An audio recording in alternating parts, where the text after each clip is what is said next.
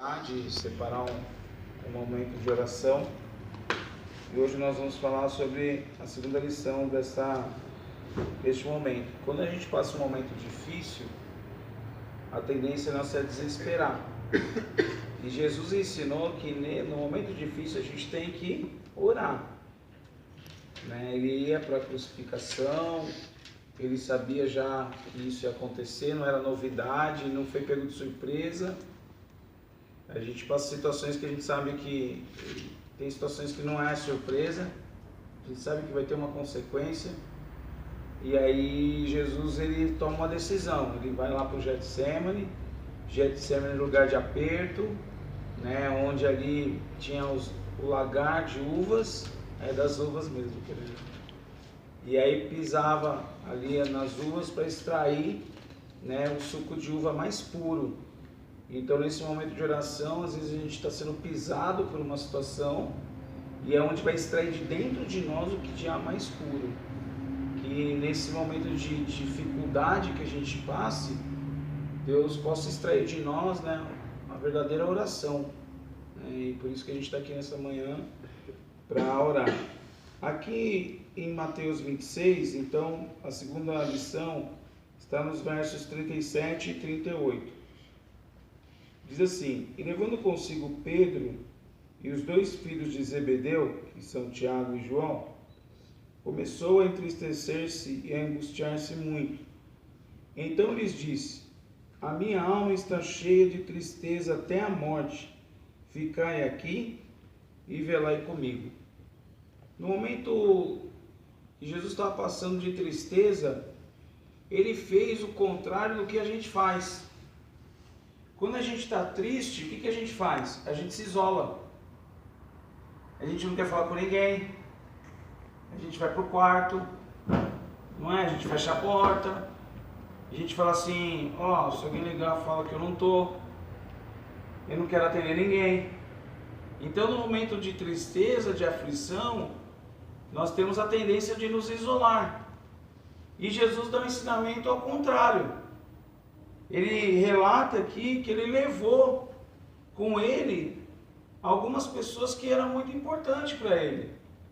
Que não era só importante no dia bom, no dia da pizza, no dia da festa, no dia do churrasco. Nesse dia tem pessoas que não precisam nem convidar. Elas aparecem até. Mas no dia que você está triste, e no dia da angústia, o que você deve fazer? Jesus ensina que nós devemos chamar pessoas. E quem nós devemos chamar? Os mais chegados. Não eram 12 discípulos? Teoricamente aqui Judas não estava, então eles estavam em 11. E ele chama 3. Ele chama Pedro, que seria o primeiro pastor da igreja, e chama 2 irmãos. Um que foi o primeiro a morrer e o último a morrer. Ele chama um trio agora que era o tripé do ministério de Jesus.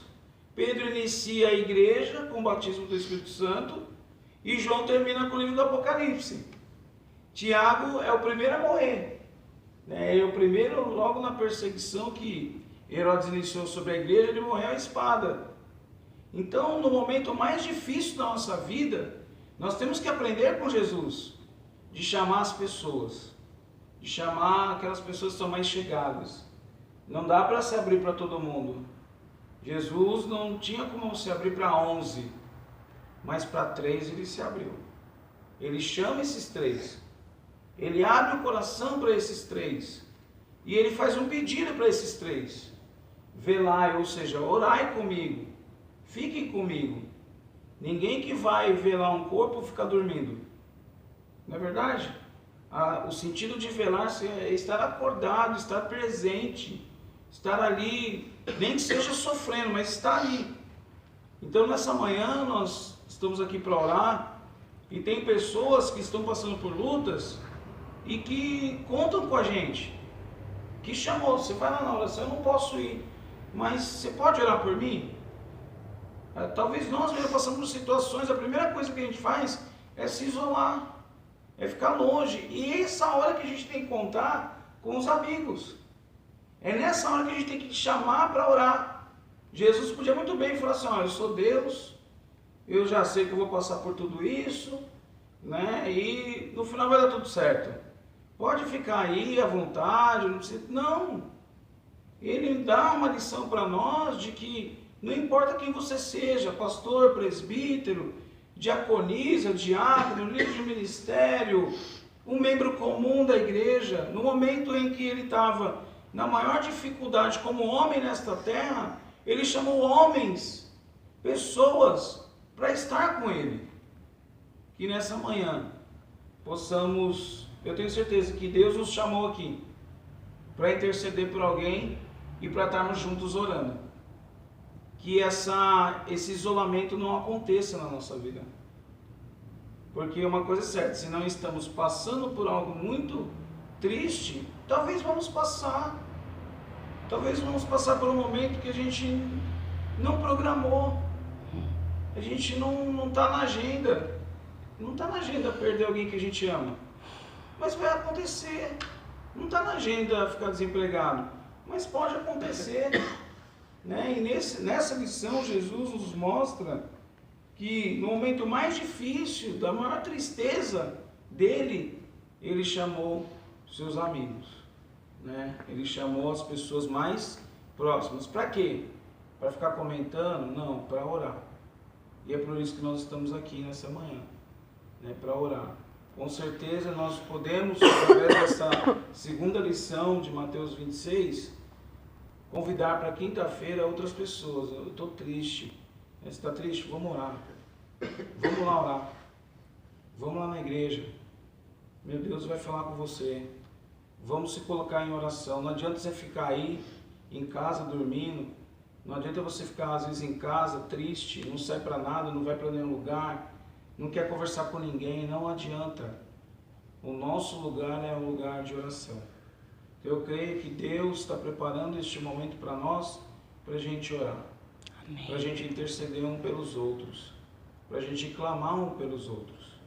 No final, a gente vai agora ler os propósitos. E no final nós vamos orar uns pelos outros. Jesus, ele declarou.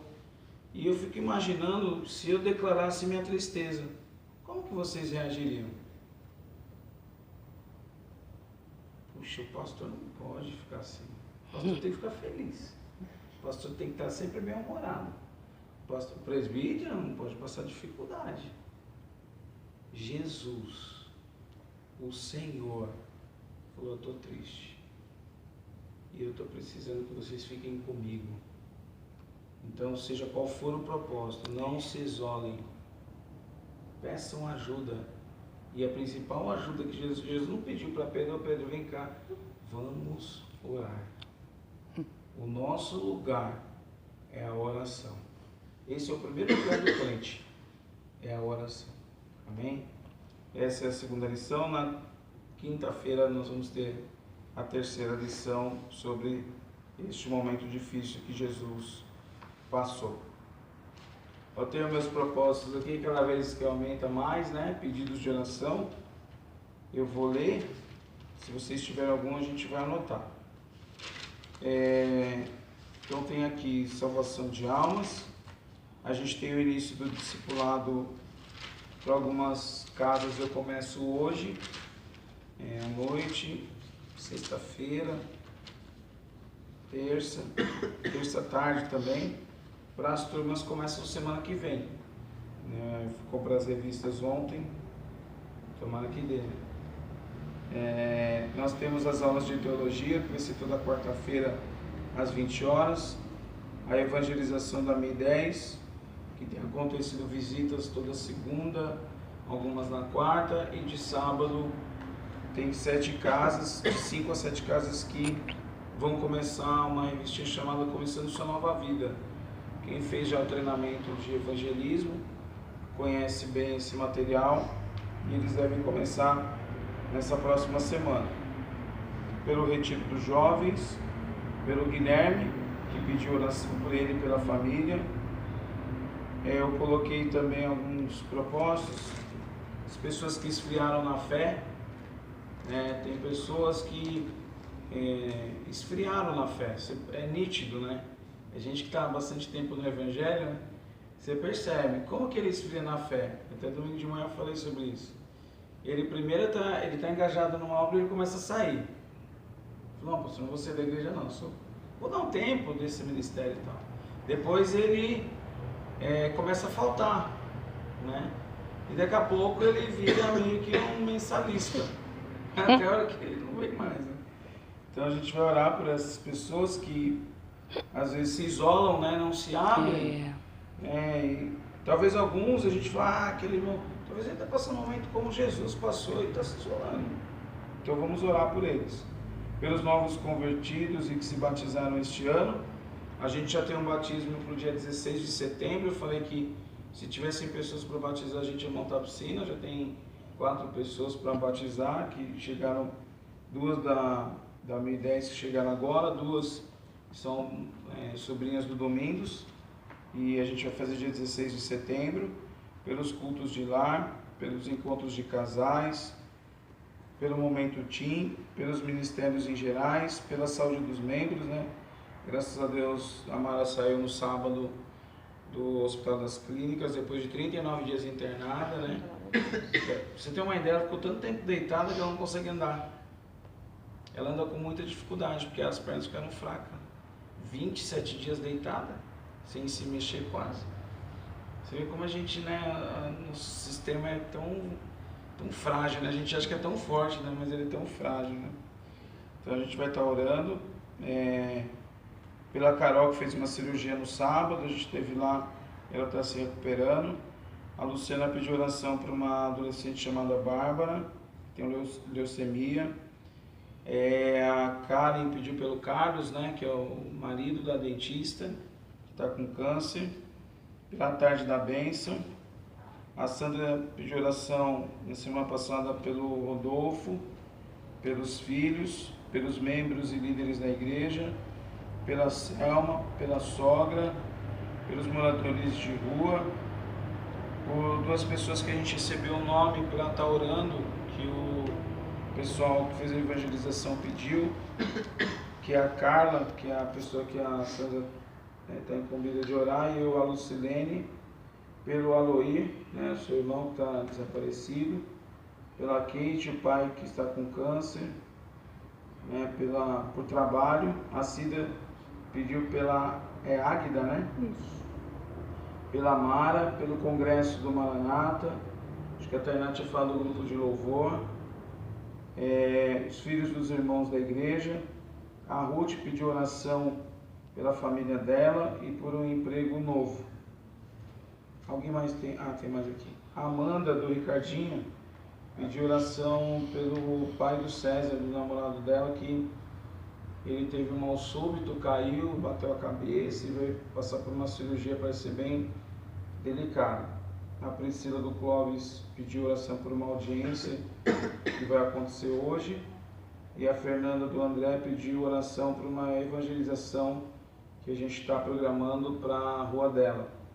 E eu tive domingo à noite na Iegna e estou colocando em oração a nossa congregação. Alguém mais tem algum pedido de oração? Eu gostaria de pedir por uma moça chamada Viviane. Viviane, qual o problema? Libertação sentimental.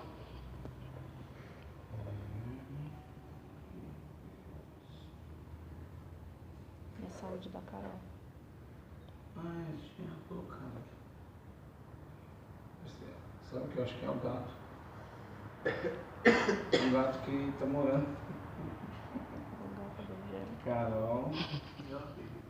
Não, pode ser não. O de abelha não é nem o fujo. Quem mais? Eu quero pedir pelo um primo meu, ele chama Antônio. Ele já está em casa hoje, mas ele está com a diabetes muito alta, a pressão. Acho que ele anda meio depressivo.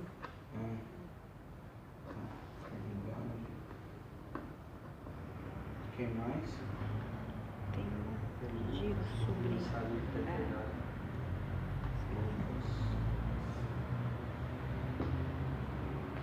Não tem nada ainda? Tá. Tá aqui Foi na lá luz? visitar ontem. Tá aqui na luz? Na Gaú. Tá. Quem mais?